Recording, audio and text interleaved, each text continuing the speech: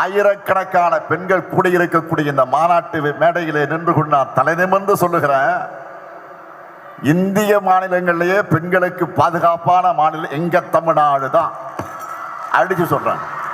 2023 டேட்டாவே வெளியே வர்றதில்லை. ஒரு மாநில அரசு ஒரு ஆண்டும் டேட்டா கொடுப்பாங்க. இந்த ஆண்டு பெண்களுக்கு எதிரான குற்றம் எவ்வளவு, இந்த ஆண்டு குழந்தைகளுக்கு எதிரான குற்றம் எவ்வளவு. 2022 கொடுத்தாங்க, 8 விழுக்காடு அதிகமா இருந்துச்சு. அண்ணன் எடப்பாடி அவர்கள், எதிர்கட்சி நண்பர்கள் எல்லாம் 8 விழுக்காடு தமிழகத்துல பெண்களுக்கு எதிராக குழந்தைகளுக்கு எதிராக குற்றம் அதிகரிச்சுன்னு சொன்னோடனே முதலமைச்சர் யோசிச்சாரு, நான் டேட்டா கொடுத்தா தானே உங்களுக்கு தெரியும்.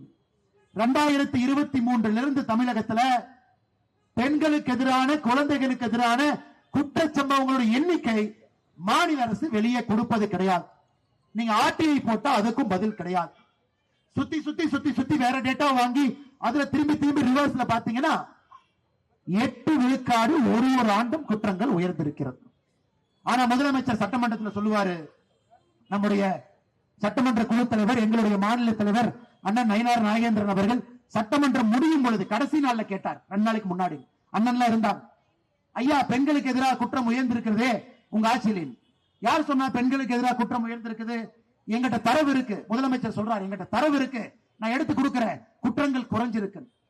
ஐயா வடிவேல் ஒரு படத்தில் நான் பார்த்தேன். வடிவேல் அண்ணன், நான் செவ்வாய்க்கிழமை சண்டை போட மாட்டேன்.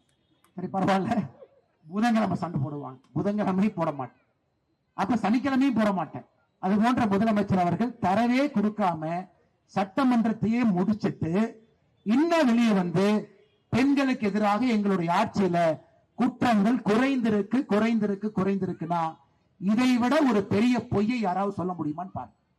ஒரு 4.5 ஆண்டுகள் ஆட்சியில் இருக்கிற முதலமைச்சர் இன்னைக்கு வந்து வடக்கு தெற்கு, ஹிந்தி தமிழ், சமஸ்கிருதம் தமிழ், இதை தவிர தமிழ்நாடு வளர்ந்திருக்கா? 4.5 வருஷமா என்ன பண்ணிருக்காங்க? இதுவரை சொன்னது கிடையாது. அன்பு சொந்தங்கள்,